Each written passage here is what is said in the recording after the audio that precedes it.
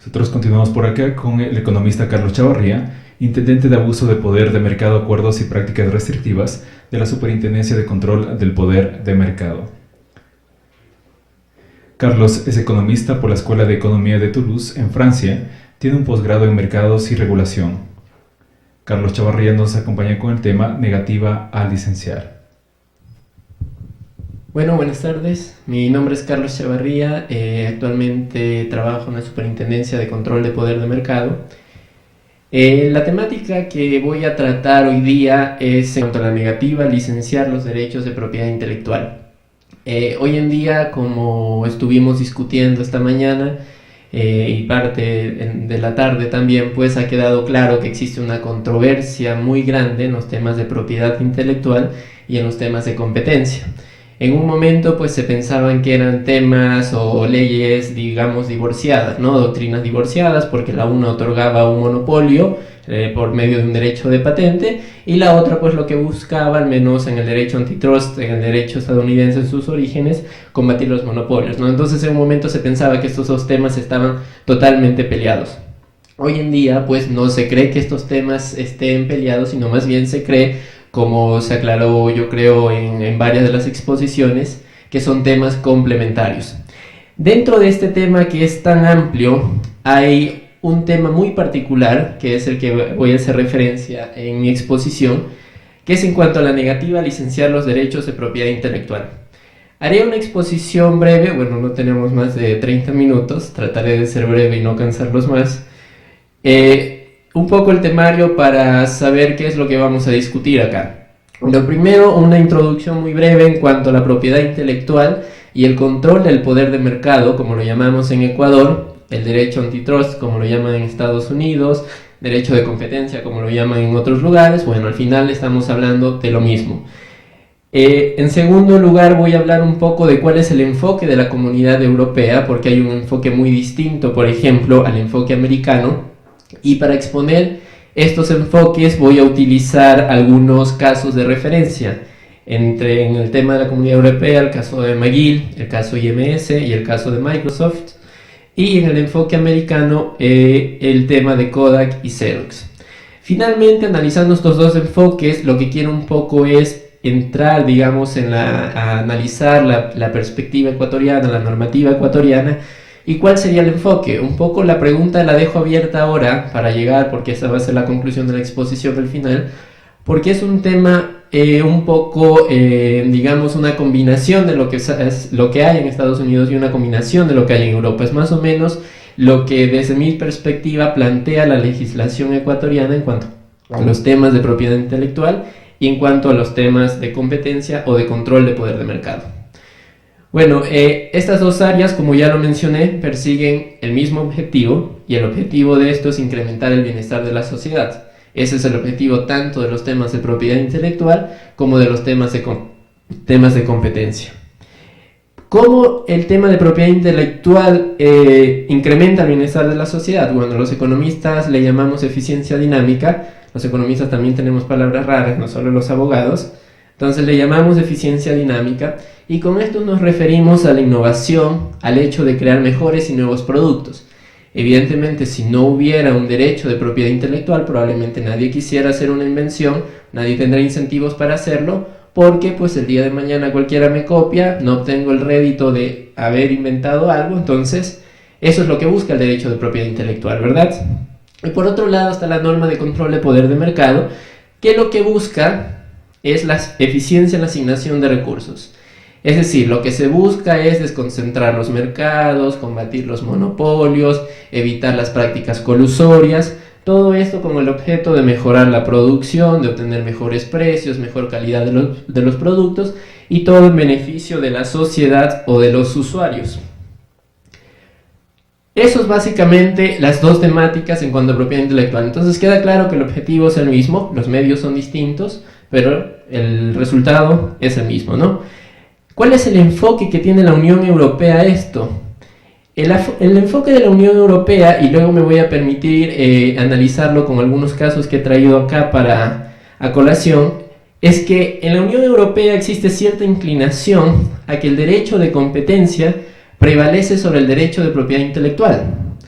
Veamos por qué. El artículo 82 del Tratado de la Comunidad Europea, que es el que contiene las prácticas prohibitivas en cuanto al abuso de poder de mercado, prohíbe el abuso de posición de dominio.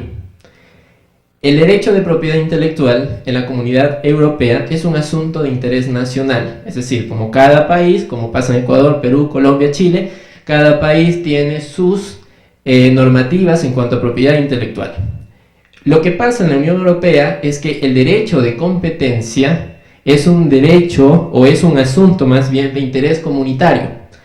Entonces, en ese sentido, uno puede pensar que por esto es que existe cierta inclinación hacia los temas, hacia el derecho de competencia en lugar de los temas del derecho de propiedad intelectual.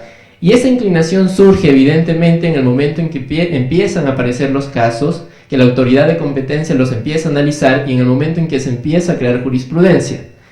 Entonces, la Unión Europea, un poco para marcar esta doctrina hacia esta, digamos, inclinación hacia el tema de competencia, establece como abusiva una negativa a licenciar bajo ciertas circunstancias excepcionales, como lo llaman ellos. Entonces, al final esto es un argumento de facilidades esenciales, que es lo que se estaba discutiendo en la tarde, más o menos esa es la inclinación de la Comunidad Europea. Un poco para entender esta inclinación, revisemos, yo creo que siempre, porque esto a veces suena muy teórico, es mejor revisar unos ciertos casos para un poco entrar en perspectiva, ¿no? En los años 80, en la Comunidad Europea, habrían dos temas muy famosos, muy controversiales, digamos, en esa época. Un tema era el tema de Volvo y el otro era el tema de Renault. En estos dos temas, lo que pasaba es que estas dos empresas, estas dos marcas de automotores, tenían pues patentes por el diseño industrial de sus automóviles. Y en ese sentido, muchos otros competidores querían acceder a ese diseño, esas patentes, para poder fabricar repuestos. Entonces, en el tema de los automóviles hay un mercado primario, que es el mercado de fabricación del automóvil, pero el automóvil, pues en su momento va a necesitar repuestos, lo que le llamamos nosotros un mercado secundario. Entonces, como estas dos empresas tenían un derecho de patente sobre los diseños de ingeniería para la producción de automóviles, accesorios y partes de automóviles, las empresas competidoras que querían acceder a producir también estos repuestos, pues no podían porque no tenían el acceso al diseño de ingeniería que había producido Volvo y Renault. En ese sentido, cuando se presentan estos casos en la Comunidad Europea, en un primer momento lo que se manifestó es que el ejercicio de un derecho de propiedad intelectual en forma de la negativa a licenciar, que es lo que estamos tratando acá, no implica en sí un abuso de posición de dominio. Entonces, en un primer momento, en los años 80, el tema de una negativa a licenciar no implicaba un abuso de posición de dominio. Más tarde surge un caso famoso que me parece que uno de los expositores anteriores también lo mencionó, que es el caso McGill, en los años 90, y posteriormente el tema de IMS y Microsoft.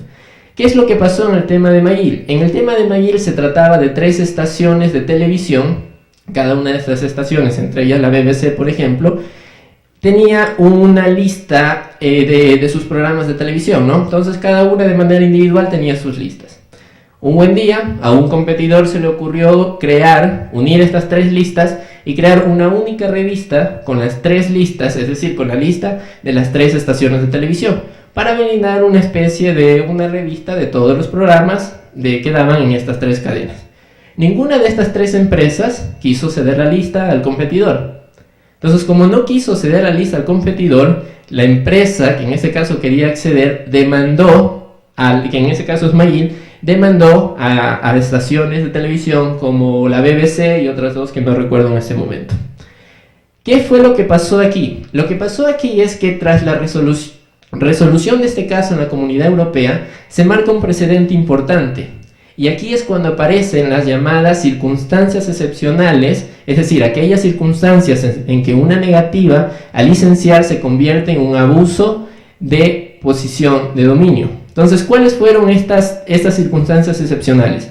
En primer lugar, se argumentó que la negativa de suministrar información básica, como era el tema de los canales, el tema de los programas de televisión, impedía el desarrollo de un nuevo producto. ¿Cuál era el nuevo producto? El nuevo producto era el que quería hacer este competidor al momento de unir los 3 programas digamos, las 3 listas de estas cadenas de televisión, sacar un nuevo producto, que eran las 3 listas juntas. Entonces, eso se lo catalogó como un nuevo producto. Para este nuevo producto, pues la autoridad de competencia en la Comunidad Europea consideró que este nuevo producto tenía una demanda potencial, es decir, que habían consumidores en el mercado para los cuales este nuevo producto se constituía en una demanda. Entonces, o sea, había una demanda para ese producto. Entonces, ese fue el primer precedente. Segundo, que no existía una justificación objetiva por parte de las cadenas que se negaban a suministrar la licencia para poder dar el acceso a la lista de sus canales. Y tercero, que la conducta excluía toda la competencia en el mercado secundario. Entonces se cree que existe un mercado primario, que es el mercado en el cual pues se transmiten los programas de televisión, y un mercado secundario, que es aquel en el cual se publican las listas a través de revistas, folletos, no lo sé, de los programas de televisión. Entonces se creía pues que esta conducta lo que hacía era excluir a la competencia en el mercado secundario. Entonces estos tres precedentes, estas tres, digamos, consideraciones, marcan un precedente importante, y es lo que hoy en día en la Comunidad Europea lo llaman como las circunstancias excepcionales, y es lo que se analiza al momento de decidir si una negativa a licenciar implica un abuso de posición de dominio. Por otro lado, esto es en cuanto a la Unión Europea. Por otro lado, ¿qué pasa en Estados Unidos? En Estados Unidos, el derecho de propiedad intelectual es todo lo contrario. Hay una cierta inclinación y el derecho de propiedad intelectual prevalece sobre el derecho de competencia. Entonces, bueno, ¿de dónde viene esto? Siempre hay algún origen, ¿no? Entonces, el artículo 2 del Sherman Act, falta ahí una R, condena la monopolización o el intento de monopolización, como lo hacen en el Tratado de Roma para la Comunidad Europea, ¿verdad? El derecho de propiedad intelectual en Estados Unidos, por ejemplo, es un tema que está consagrado en la Constitución. De hecho, la Constitución no hace referencia a los temas de las prácticas monopólicas, las prácticas abusivas, no hace referencia a eso la Constitución de Estados Unidos, pero sí hace referencia al derecho de propiedad intelectual. Entonces, de aquí uno puede pensar que por tal razón existe cierta inclinación por parte de los americanos a hacer que el derecho de propiedad intelectual prevalezca sobre el derecho de competencia. En Estados Unidos, por ejemplo, se aplica mucho, y también se aplica en las jurisdicciones, incluso en la nuestra, que es el tema de la regla de la razón, ¿no? En un primer momento lo que se decía es que el poder de mercado no impone al dueño de un derecho de propiedad intelectual la obligación de licenciar el uso de su propiedad con otros.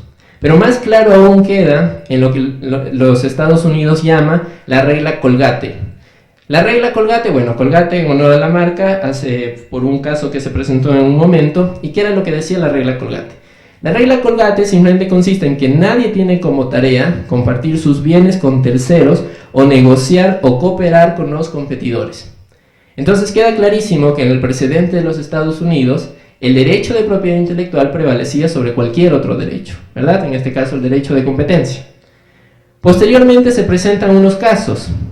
Los casos más relevantes y que marcaron un precedente histórico en este país fueron en un primer momento el caso Kodak y posteriormente el caso Xerox. En el caso Kodak, esta es una empresa que producía, bueno, fotocopias, cámaras, rollos, un sinnúmero de esta especie de artículos, y en el mercado secundario ofrecía servicios de reparación.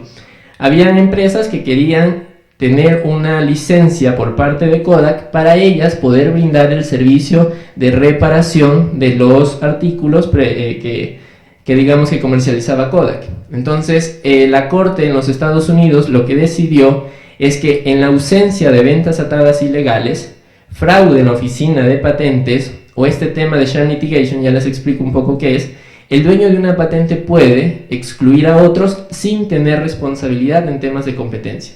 Entonces, ¿cuál era la idea de este tema? La idea de este tema es que en Estados Unidos se creía que solamente había responsabilidad por temas de competencia cuando concurrían uno de estos factores. Cuando había, por ejemplo, ventas atadas ilegales, cuando había un tema de fraude en la oficina de patentes, es decir, la oficina que concede los patentes, o cuando había este tema de sham litigation. El sham litigation es lo que en español más o menos es lo que nosotros llamamos la interposición de acciones legales, ¿no? Cuando hay una empresa que interpone acciones legales en los distintos juzgados de un determinado país a fin de evitar que la otra empresa pueda entrar a competir por un determinado producto, ¿no? Normalmente esto pasa en los temas de propiedad intelectual. Entonces yo tengo un derecho de propiedad intelectual, el día de mañana expira el derecho de propiedad intelectual, lo que se acostumbra a hacer normalmente es, por ejemplo, yo tengo propiedad intelectual por esta agua, que en esta botella, el día de mañana, y esto es muy común en Ecuador, el día de mañana le cambio la botella, hago que la botella tenga forma de dinosaurio, por decir algo. Entonces, claro, lo que hago es, con esta botella en forma de dinosaurio, meter al IEPI una nueva solicitud de patente.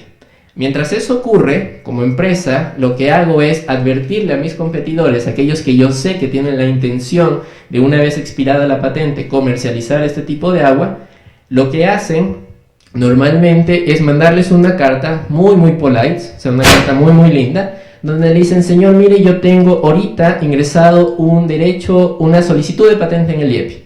Entonces, si usted comercializa este producto el día de mañana, existe el 50% de probabilidad que no me den la patente, pero existe el 50% de probabilidad que me la den. En el caso de que me la den y usted haya comercializado esta agua, lo que va a pasar pues es que le demandaré por daños y perjuicios. Entonces empiezan a interponer acciones legales, ¿no? Piden medidas cautelares en los juzgados, y eso es normalmente lo que ocurre. Es una práctica muy común en el tema de patentes, y es muy común en Ecuador, sobre todo en tema farmacéutico. Entonces, esto es lo que se conoce como sham litigation. En Estados Unidos, cuando concurren uno de estos tres aspectos, las ventas atadas ilegales, o el fraude en oficinas de patentes, o el sham litigation, en esos momentos es que se considera que una negativa a licenciar se constituye como un abuso de posición de dominio, no en otro caso. En el caso de Kodak, por ejemplo, nunca se lo trató realmente, marcó un precedente en los Estados Unidos como el tema de negativa a licenciar, pero realmente Kodak fue sancionado por el tema de las ventas atadas, porque se encontró pues que no había justificación a atar los repuestos con el servicio de reparación. Entonces realmente tomó otra figura y no el tema de negativa a licenciar. Eso fue lo que pasó en Kodak. Posteriormente se presenta un caso muy similar con Xerox, la que produce fotocopiadoras, y en Estados Unidos, frente a este caso, se concede inmunidad en temas de competencia, es decir, no encontraron que Xerox habría infringido las normas de competencia. ¿Por qué? Porque no concurrieron aquellas excepciones que se habían presentado en el caso Kodak, es decir, la de las ventas atadas, el fraude y el tema del sham litigation. Entonces, esos más o menos son los precedentes de Europa, los precedentes de Estados Unidos. En Europa, una inclinación hacia el tema de competencia; en Estados Unidos, una inclinación hacia el tema de propiedad intelectual. Ahora un poco en Ecuador, ¿qué es lo que pasa? En Ecuador, cuando uno revisa la Constitución, primero está el artículo 304, numeral 6 de la Constitución, que claramente manifiesta que la política comercial tendrá como objetivo evitar las prácticas monopólicas. Entonces, bueno, desde la Constitución uno dice, bueno, hay un derecho de competencia, de sana competencia, competencia leal y lo demás. Y luego, pues, aparece la Ley Orgánica de Regulación y Control de Poder de Mercado, que en su artículo 9, numeral 17, específicamente prohíbe el abuso de un derecho de propiedad intelectual, por una parte. Por otra parte, en la misma Constitución, en el artículo 322, se consagra el derecho a la propiedad intelectual. Cuando se manifiesta, se reconoce la propiedad intelectual de acuerdo con las condiciones señaladas en la ley, es decir, en la ley de propiedad intelectual. Entonces, si se dan cuenta, nuestra Constitución consagra los dos derechos, el derecho de propiedad intelectual y el derecho de competencia. Entonces, realmente, aquí un poco la idea es, bueno, y si se consagran los dos derechos, ¿cuál de los dos prevalece? Al final son derechos constitucionales, ¿no? Entonces, ¿cuál de los dos derechos prevalece? En Estados Unidos hay una inclinación, en Europa hay una inclinación, la pregunta es ¿qué va a hacer Ecuador?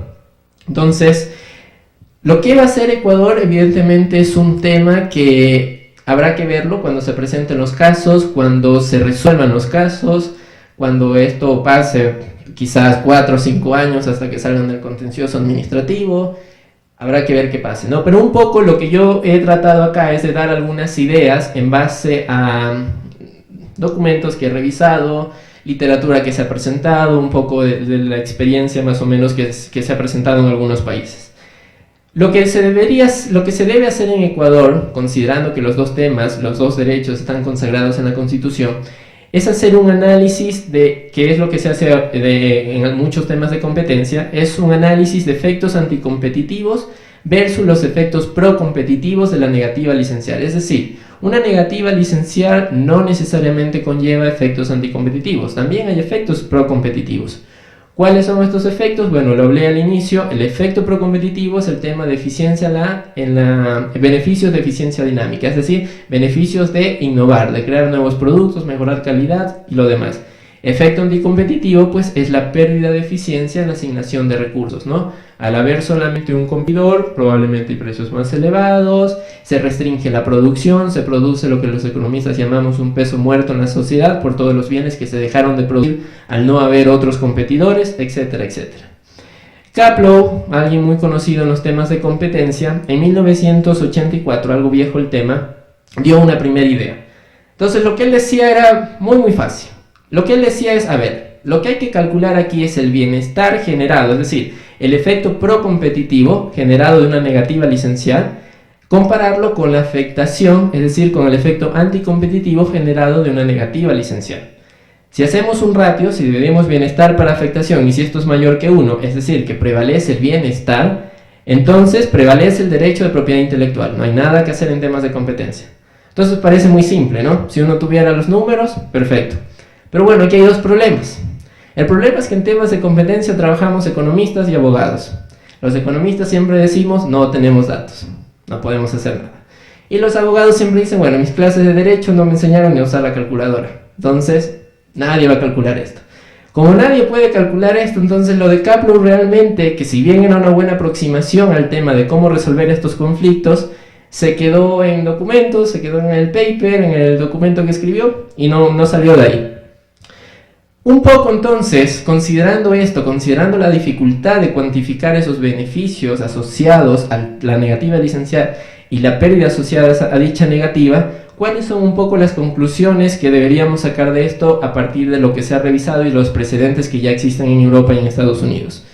Evidentemente hay que hacer una evaluación del impacto neto sobre el bienestar general, sobre todo porque nuestra Constitución establece en el artículo 85 que prevalece el interés general sobre el interés particular. Entonces, desde ahí, desde la Constitución, nosotros estamos llamados a aplicar lo que en competencia se conoce como la regla de la razón.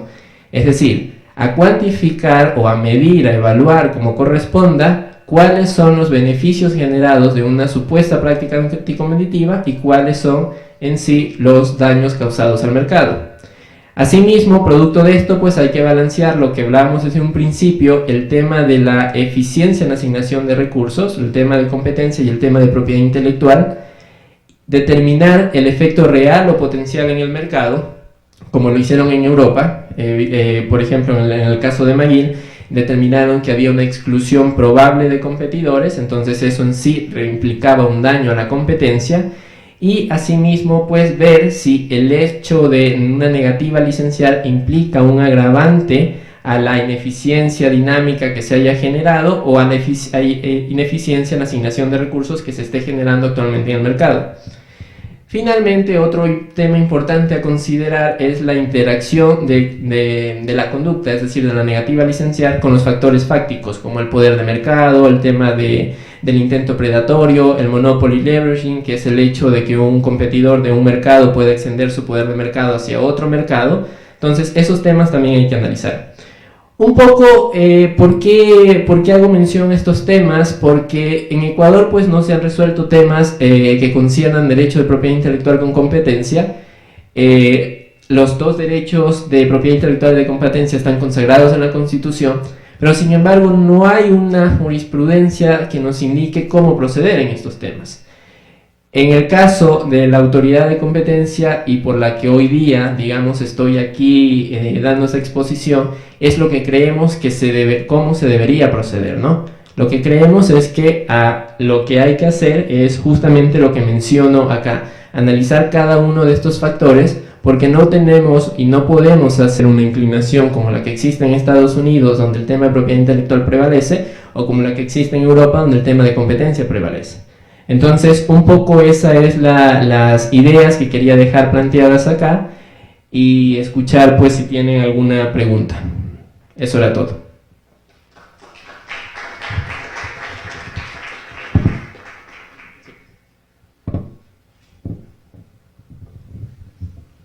Muchas gracias. Quería hacer comentario y una pregunta. En temas de competencia, y ya desde hace algunos años, a raíz de un libro en Estados Unidos, se habla de la paradoja de la competencia. Y la paradoja de la competencia más o menos quiere decir que la competencia se canibaliza a sí misma. Que si yo soy muy eficiente compitiendo en un mercado competido, pues posiblemente acabe a mis competidores y les gane en esa lucha y reduzca la competencia y gane.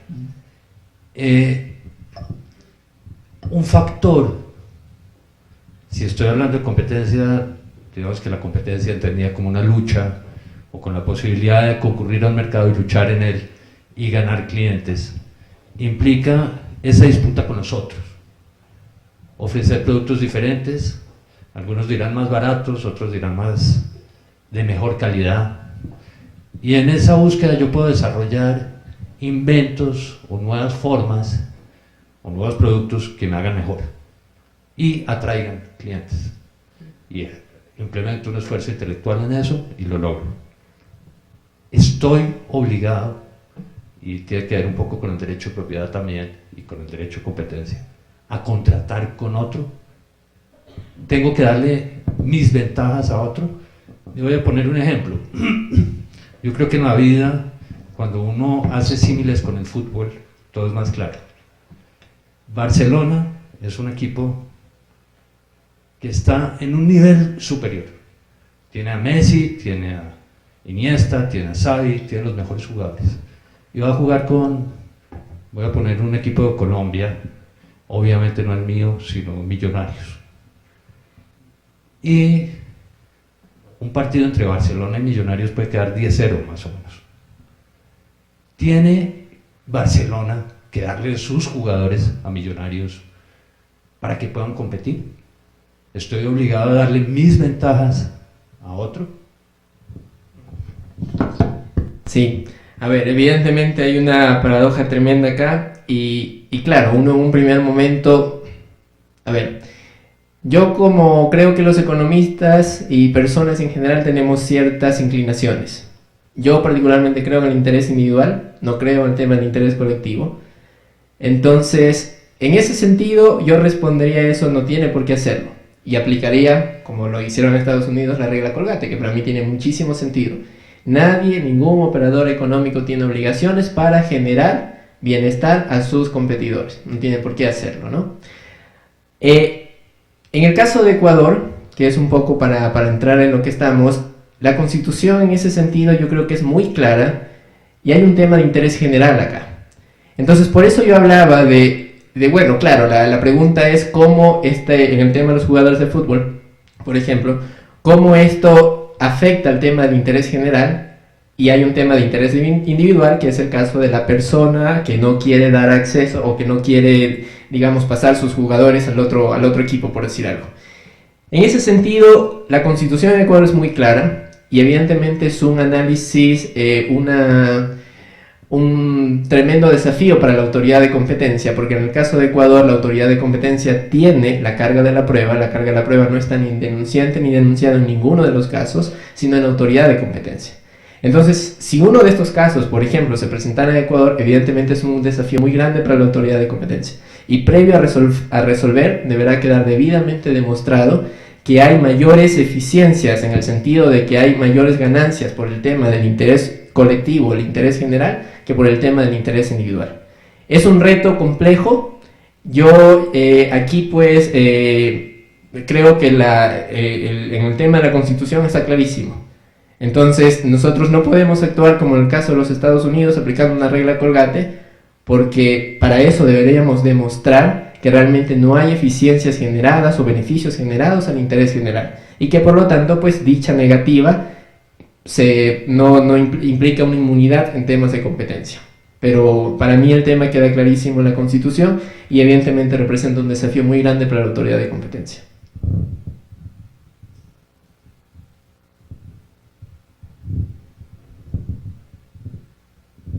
¿Algo más?